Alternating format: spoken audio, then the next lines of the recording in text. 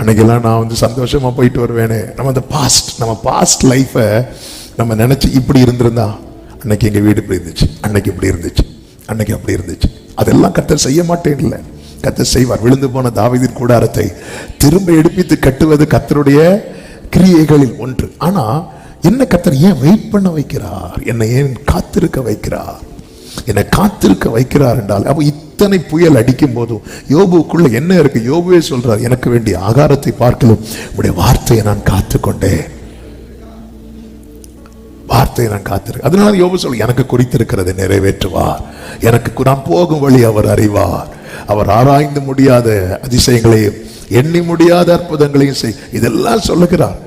ஆமே, கர்த்தர் காத்திருக்க, ஒருத்தங்க காத்திருக்கிறதுனுடைய பெரிய அடையாளம் என்ன தெரியுமா? அந்த தீபம் அணைய கர்த்தர் விடவே மாட்டார். யோபுக்கு உண்டான சோதனையில் அந்த தீபம் அணைந்திருக்க வேண்டியது.